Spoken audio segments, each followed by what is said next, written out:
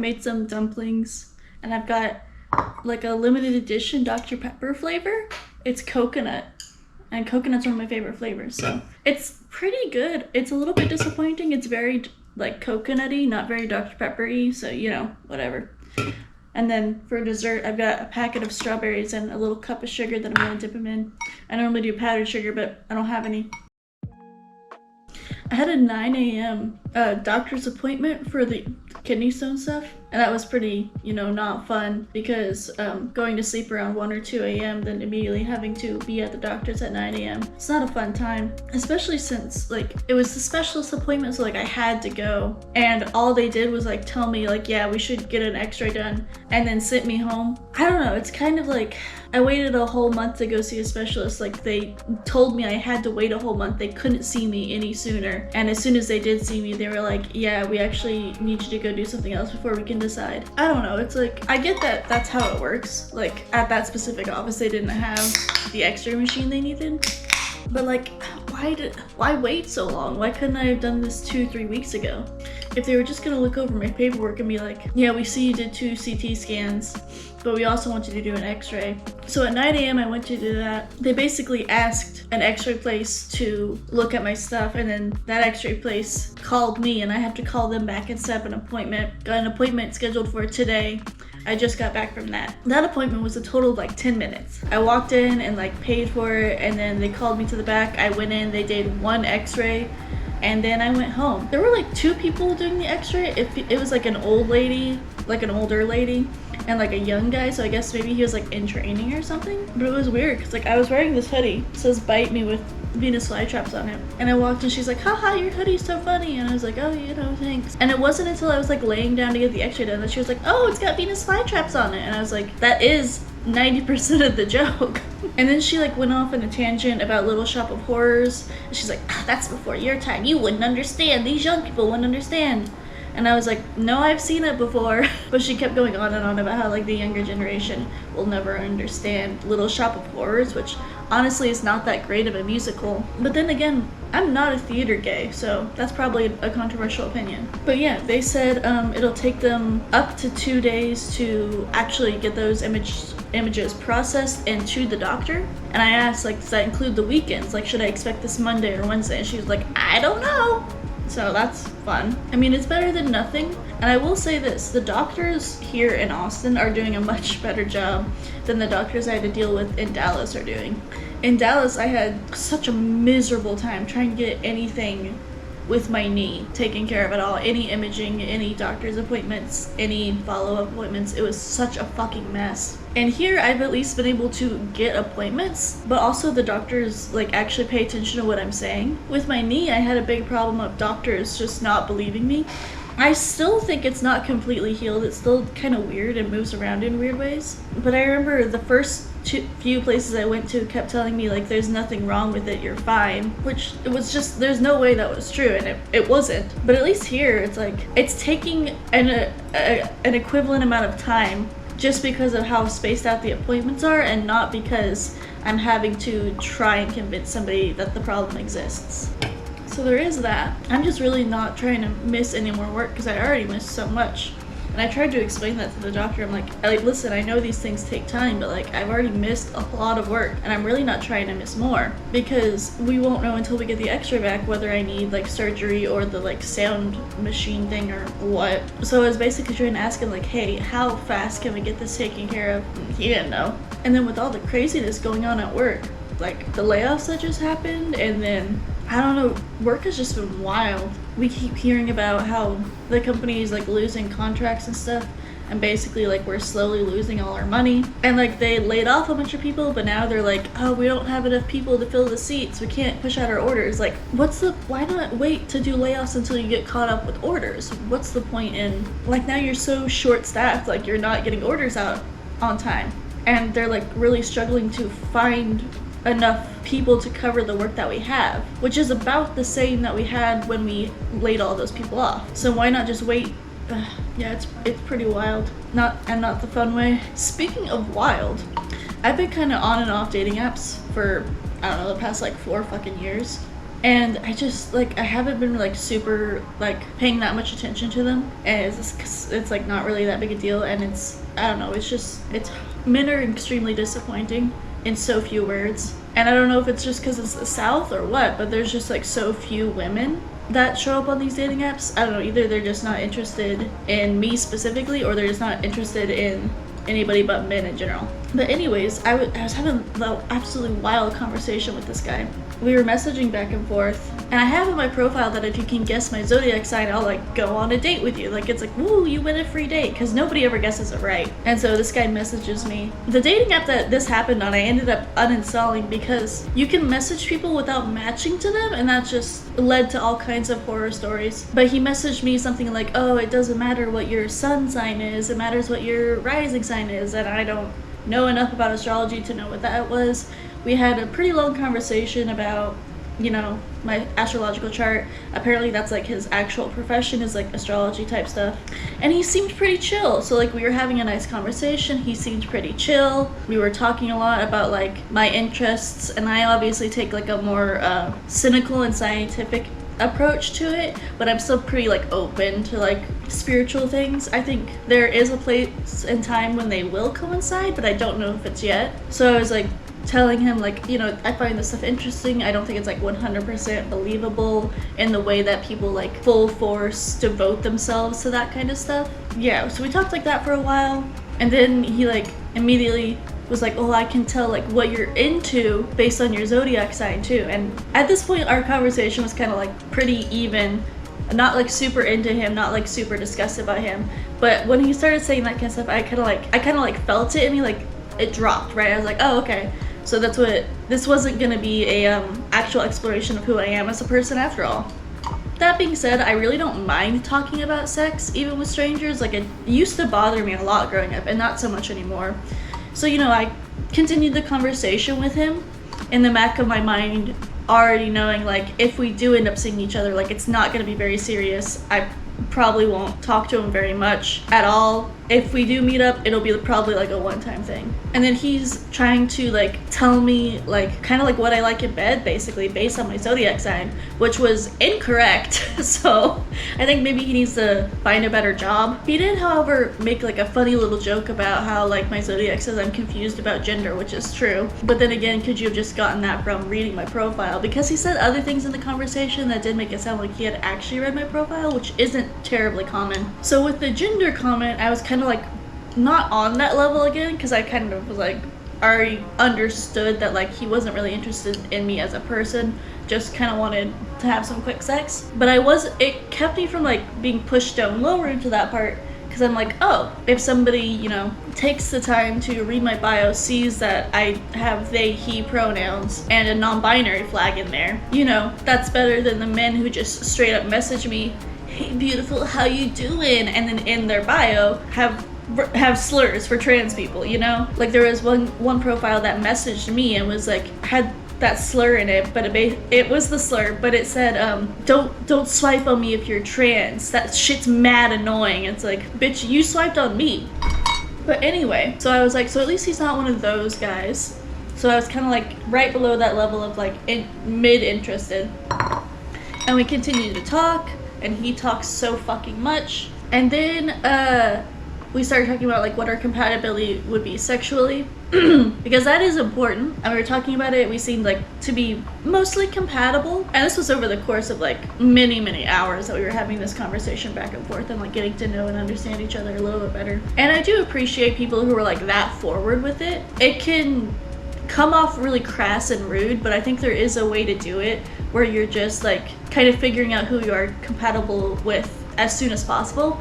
If your goal on the dating app is just to do hookups. If your goal on the dating app is to date somebody, wrong way to go. But like I said, it was pretty clear that this was not going to be a dating scenario. So we were getting later and later into the conversation and talking about whether or not we were compatible. And then he said something that was like, hashtag don't waste her time. And I was like, haha, hashtag don't waste their time, like correcting him gently just to see if he'd like messed up or if like he didn't care, because those are two very different things. And he blatantly ignored that, and it was clear as the conversation continued to progress, yeah, he just didn't care. It wasn't that he messed up, it's that he didn't think non-binary was a real thing, which is, you know, not good, and made me like very quickly lose almost all interest in him. And honestly, that's where I should have ended the conversation, but you know, everybody makes mistakes. So the conversation continued a little bit more, and then I asked him, we were talking about like body count or something like that, and that's never been that important to me, but he did say like a rather large number, and he was like obviously proud of it. Again, I didn't care, but I did ask, when was the last time you got tested? Because that's important information to know. It's not, he got really like upset with me. And it's like not something that I asked you because you've slept with quite a bit of people. I'm asking you because I ask everyone, because whether or not we're using protection, it's still like information that we should have and be open and honest with. But he got upset with me. He's like, no, I've never been tested. And I was like, you've slept with over 100 people and you've never been tested. And then this is the actual wild shit. He's like, yeah, no, it's not in my astrological chart. There's no way. It's my Venus is in such a good placement, I can never catch an STI. And I was like, yeah, so that was pretty wild. And it was like, not only was he like, I've never been tested, but he was like so proud about it and so like defiant about it and so like annoyed that I asked in the first place. I think I said something like, I made a joke like, haha, like astrology is good and all that, but I would prefer to trust science in this regard. And that made him more upset. He sent me like 30 voice messages back to back to back about how I was moving the goalpost, about how he had sex with so many women and none of them had ever caught diseases as far as he knows. Like would just go on long diatribes about girls he's had sex with and whether or not they caught diseases, and like how he's being so open and honest with me about not getting tested that I should just take that as a sign that he's not lying to me about having an STI. And I hadn't, in between all these messages, I hadn't said anything. He just went off. He got really offended that I was trusting science over astrology. He said I forget the exact wording, but he basically said like, how dare you only trust one source, as if science is one source and astrology is another possible source to like get your information from. He went on about how the term venereal disease is based off the fact that your Venus placement controls that, which is not true, not even remotely. The etymology of venereal does come from Venus, because Venus was the goddess of sex. So like, sure, Venus is in there somewhere, but not like your planet placement astrologically, just straight up the fact that it's about sex. Yeah, he said I was moving the goalpost. And then he was like, well, if we use protection, then why does it matter if I'm tested? Why does it fucking matter? And I finally was like able to get a word in. And I was like, listen, that's my boundary. And the fact that you took that simple boundary and fucking lost your shit and are now trying to argue with me about whether or not that's a real boundary to have is pretty concerning. And now I'm like not interested in this at all. Then he gets all pissy. He's like, I'm not arguing with you, as if he hadn't just sent like 30 voice memos in a row. And then he's like, you don't understand. I could get any girl I want on this app. And I'm like, fucking do it then. I legitimately was like, sounds like you'll find somebody who's a much better match than me. Like, good luck. Like, I wasn't rude about it. But I was like, we're clearly not a match. If you really have all this good luck, then go find somebody else. Like, why are you still bothering me when we're obviously not a match? I require my partners to get STI tests. You refuse to. We're not a match. And he kept sending messages until I blocked him. Like, was sending a voice memo as I blocked him. But that's just wild to me. Using your astrological chart as a reason to never get tested, ever. Wild. In other news, I think there's a good possibility I will actually be going on a date this Wednesday with a guy who says he wants to teach me D&D. Not in like a mansplaining way, I asked. I have like this really fun concept I want to try of like a warlock whose sponsor is kind of like her sugar daddy. So like rather than like selling her soul or whatever normal warlock contracts are, I don't actually know that much about D&D. Instead of it being like the typical warlock contract, it's like a sugar daddy, right? So like she has sex with her sponsor, and that's why he gives her the spells. And I just think that would be like a really fun concept to play with, about like using your sexuality in a way, and about like you think you're enjoying it, but are you really? And then the idea of like who's using who. Your sponsor's using you for sex, but you're using him for magic. Like, I don't know, I just think that could be like a really fun concept to play with. And I don't understand why people in the D&D community are so against teaching new people how to play. Like, I get it's a lot of rules and it's a lot of work to understand, but it's like if you tell people you're new, they don't even want to talk to you anymore. And all I hear over and over again is just play a fighter. Like, you have to play like a fighter or somebody like that, a barbarian or someone, because they're so much easier. And I'm like, yeah, sure, but that's not fun. I want to play the fun ones. I want to play the spellcasters, the ones with like complicated feelings about where their power comes from. That's so much more fun. When I was young, I used to DM for my siblings. It was not even close to real D&D. It wasn't even close to anything. I made up all the rules. But I had it based off superheroes because I was super into Marvel at the time. I had them each come up with their own superhero, and then rather than have like class systems in D&D where it was like warlock, fighter, rogue, barbarian, whatever, they're like had a superhero type. And it was basically like, how did your powers come about? And it would be things like, are you a mutant? Did you get doused with gamma radiation? Did you fall in a vat of goo? Like, it would be that kind of stuff. And I remember my sister, for all intents and purposes, wanted to be a bard. So we had her make like a Batman style character who didn't actually have any powers, but just used like their knowledge of things around them to defeat the villains. She has like a singer and a violinist, and she would use like her magic violin to like destroy the people. So like her own character didn't actually have any powers. All her magic came from like those instruments she was playing, and that was fun. I had like a whiteboard calendar that I would draw the maps on and stuff, and I would take paint chips from like Home Depot or Lowe's, and that's where I'd write down a lot of like my character information or like the spell cards. I mean, I just called them like superpower cards. Not even, I think I just called them like, this is your information. I just like would hand them a stack of shit. Yeah, it didn't last very long because, you know, we were kids, we got bored easily. My littlest brother at the time was like 4. He didn't want to sit down and play this game with me. And then I tried to get into D&D when I was like right in high school, because I was homeschooled, so I didn't actually have to go to school. But again, I just got met with this like wave of people that was like so unwilling to accept new people, and it kind of like turned me off even trying for so many years. And then I tried again like 2019-ish, tried to do like an online club thing, and again it was almost like the groups would pair you wouldn't like go find a group themselves. And so I would like put into a group of people, and they would be like, hey, like introduce yourself, and I would be like, yeah, I've never played before, and then that group would like be disbanded like the next day. Yeah, so I don't know, I just don't understand why people feel the need to act like that. It's the same reason I never got into comic books. I went to a comic book shop one time when I was like a teenager, and I was asking for not Batman because I don't like Batman. I must have been asking for, my guess would be a Thor comic because Loki is my favorite character. And I remember the guy rolled his eyes so dramatically. He was like, of course you are. Of course you're looking for Thor. Because I think one of the movies had just recently come out. He was like, of course you are. You're just one of those people that only likes the movies. And you're not even into comic books. You just want to, I like went on this whole rant about how the movies are not like the comics at all. And like how I was such a fake fan because I had only watched the movies before. And I'm like, bitch, I'm at a comic book store. Similarly, I applied for a job at a comic book store, and they asked me who my favorite superhero was, and I said Doctor Strange, which is true. That is true. But it was also like right before that movie came out.